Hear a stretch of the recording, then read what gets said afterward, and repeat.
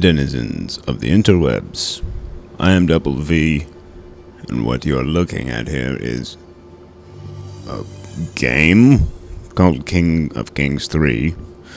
It's an online MMORPG that I randomly decided to check it out because I'm new to all this, so we needed some kind of random shit game to just go off on. Let's talk about some things on this game. You see the character creation, it's very standard, kind of like any Chinese MMO on Earth. I would imagine that this game originally was developed in China, just based on the character creation that you see here.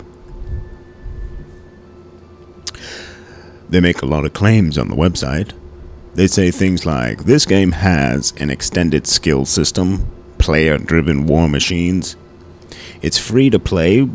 I didn't quite check up on that, whether it's pay to win or not. It's an MMORPG. I can confirm that it's pretty massive. There's a community kind of vibe going on, for sure. You're supposed to be able to lead legions to victory. There's supposed to be lots of PvP. Oh, but one moment. Try to read this thing, then it comes up, it tells you the story. If you can read through this, you're pretty fast. You certainly can't read through it out loud. I thought about making a parody of it, whereby I read through it and then sped it up so that it would actually fit. But forget all that. This game's not worth doing that stuff for. I'm sorry to whoever developed this thing, but you didn't do it right. Why did... Maybe this was quicker to read in Chinese or whatever it was first in, but come on, did anybody just read that? No, they did not, because it's too damn fast. Nobody can read that fast. Anyway, in this game, there's supposed to be lots of PvP, realm versus realm, chaotic warfare kind of stuff. It's supposed to be 27 character classes with a good advancement system, multi-level dynamic guild systems, housing and town building, flexibility and depth never before seen. I personally like that claim. We have flexibility and depth never before seen. Sure you do. I might be back to interview some long-time players and ask them whether or not this game has flexibility and depth never before seen. I might be back to do that just for the humor. The game, of course, features dungeons, a strange dragon world. If you're a dragon fanatic, you might like the dragon world stuff that it has going on. Thousands of quote-unquote exciting quests with a quote-unquote variety through the quote-unquote entire game. I have a feeling that the quests aren't exciting, they don't have variety, and they probably don't go through the entire game. So that kind of claim, I could be wrong, but let's face it, I'm right. There's no game that does all that. You know what's cool though, the character, you could see this happening now. You click on your quest names in the quest pop-up and whatnot, and your character auto-moves to the destination. It's a neat little feature. It's seen in a lot of Asian MMOs now. But I like that feature. I like it because you don't have the busy work of running around. It gets to the point in these MMOs where you do so many quests, you gotta run back and forth between NPCs. Some of the quests you literally only have to run back and forth between the NPC. Now it's got a little dialogue and story for you to read, but does anybody read that stuff? What is that? It could say whatever it wants to in those quest boxes and nobody would ever know what it says. So really what it ends up being is running back and forth to the NPCs to do quests becomes busy work. And with the thing that lets your character auto move to the next guy, You essentially can chat with your friends for a moment while you're going to your next quest. It's good, it's not a bad feature. It's not for lazy people, it's for smart people. Welcome to the future. Anyway, this game features an auction house, but it also features a peddling system where you set up your own little shop, which I find to be old school and neat. However, running through town here, I didn't see a whole lot of peddlers. In the middle of town there were some, but for the most part, I mean, they probably used the auction. I don't know that for sure. Again, I played this game for a very, very, very short time, and I didn't really research it at all. This is nothing more than amusing and trying to get my voice over some fucking video game footage. That's all it is. In the meantime, if you are genuinely interested in this thing, you'll get a little bit of information about it.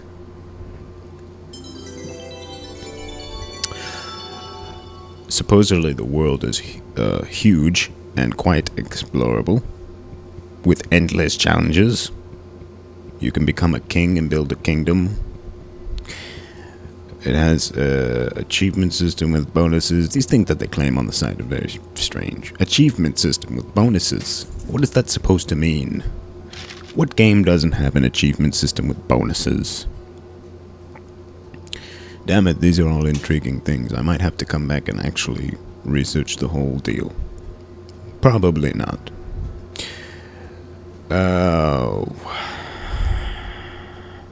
Oh, with your own kingdom. This, I like this from the site.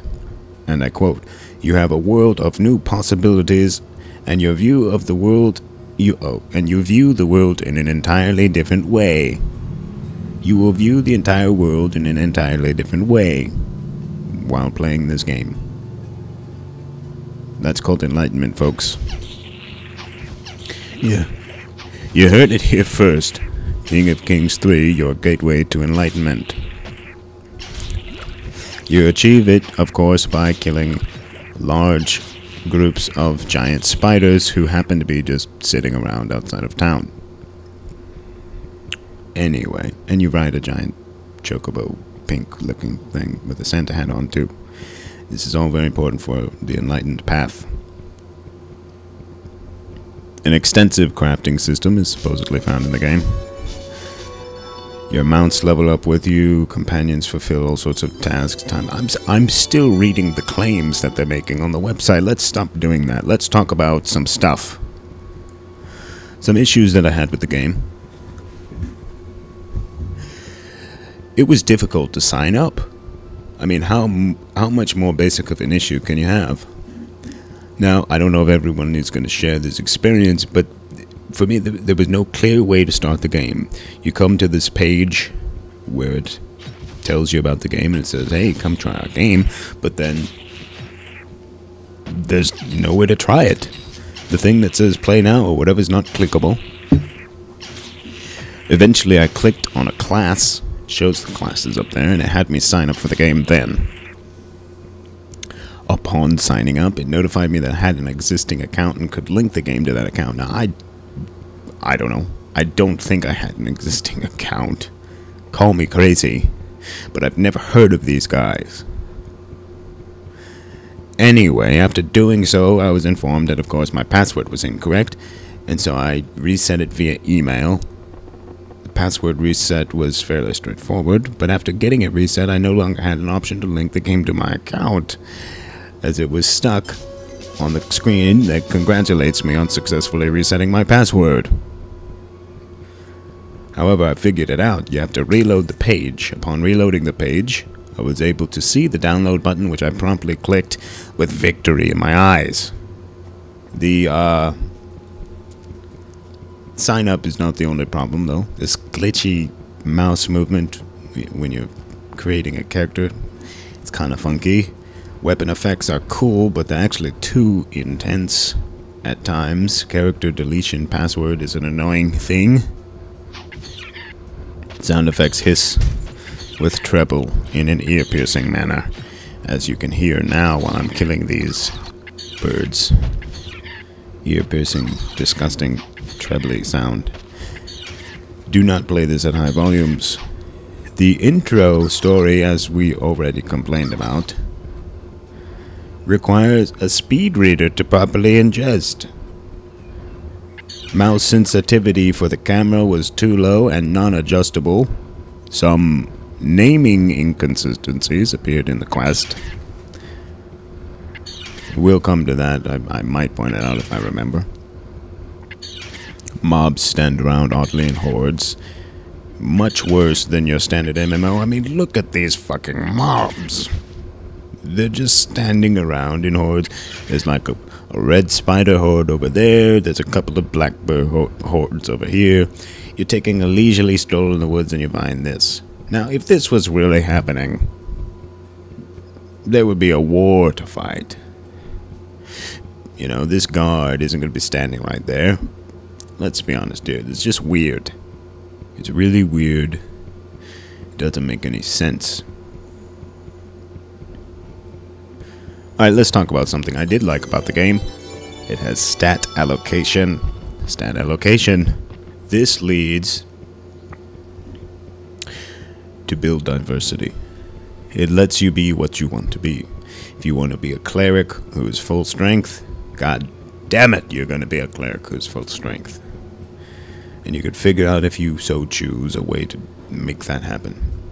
Now in these games, the developers have a complaint that, oh, but it turns everything into a cookie cutter. Everybody starts using the same builds for their class. Let me talk about why, if you think that, you're an idiot.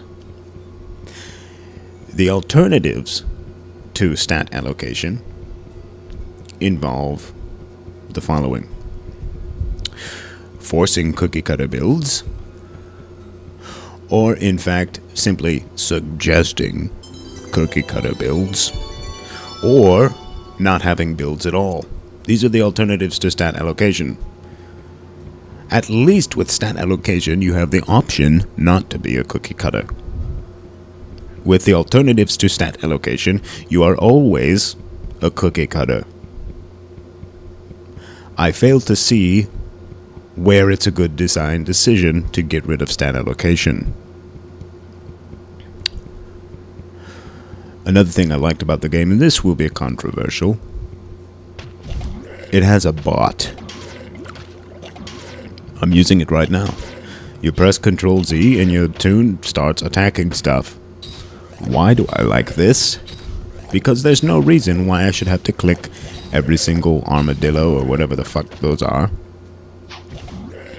when honestly it does nothing but have me click. I mean, they're effortless to kill.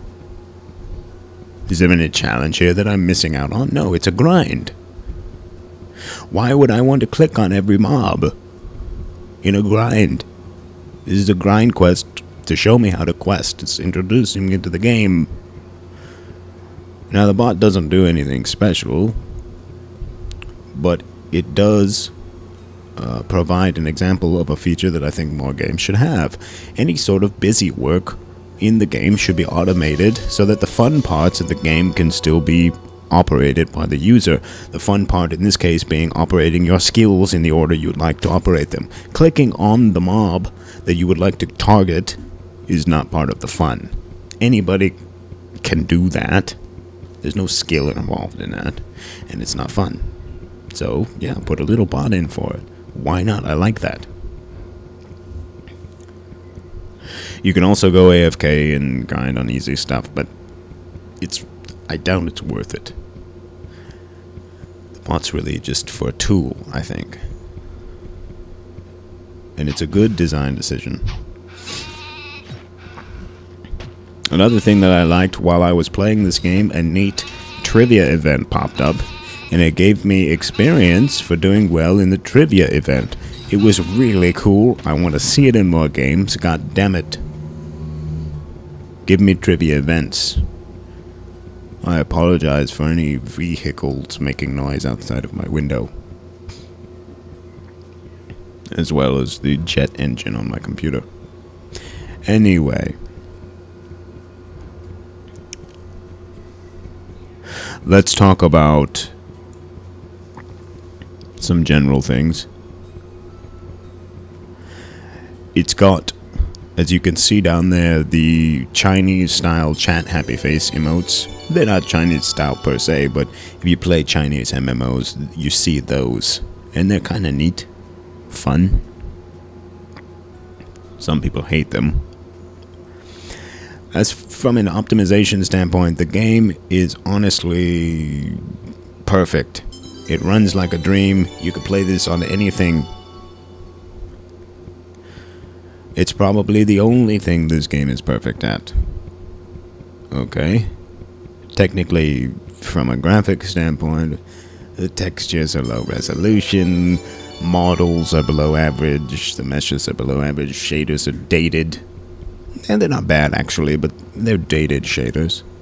Water effects are above average actually, surprisingly good water effects.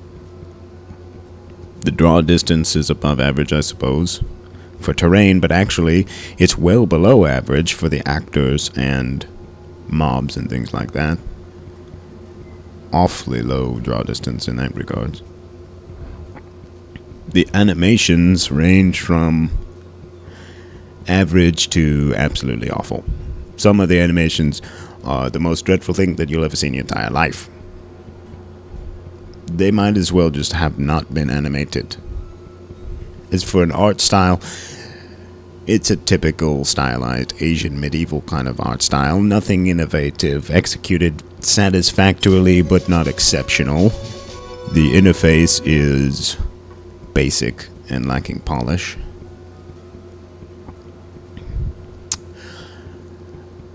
Although I do like the little setup they have here where you see the skill tree. That's a neat interface. The sound effects, here we go. They're dreadful. Dreadful sound quality, hissing like I said before, bad voice recordings. Honestly, they are among the worst sound effects I've ever heard in a game. Possibly the worst. The music is cheap sounding MIDI music for the most part. Basic and unmemorable title song. The BGM is slightly better, but it's still nothing too incredible. The controls are basic point and click. You can use WASD if you want, but it doesn't really work all that well. I found that the controls were wonderful in just clicking on the name of where I'm supposed to go and having my character automatically run there. Other than that, the basic controls of how you do your skills and whatnot are pretty simple. It's an easy game. God, it's a face roll. I mean, the part that I did was just unbelievably easy. And although it is simple, it seems that the learning curve ramps up at the end. As I said, it is supposed to be very complex. I wouldn't expect much because they do make many claims. But the difficulty is a problem as far as balance, as in player versus environment. I mean, you're just going to ruffle stomp the entire thing as far as I can see. This might be different later on, I'm not really sure. As far as PvP goes, I have no idea how balanced that is. Again, if I interview some experienced players, I might ask them about that kind of stuff. As far as backing up their claims, I can't see a lot of the claims being backed up or being possible to be backed up. They make outlandish, ridiculous claims. Delusions of grandeur, as I like to call it. Anyway, enough of this stupid game. Well, if you play it, I'm sorry, but I think it's kind of stupid. So I'm out of here. I got much less important things to do even than this. So, you're all superstars, stay safe, and remember, kids, always drink upstream from the herd. Be sure to look for toilet paper before you sit down, and looking at people while you eat a banana makes them uncomfortable. Double V out.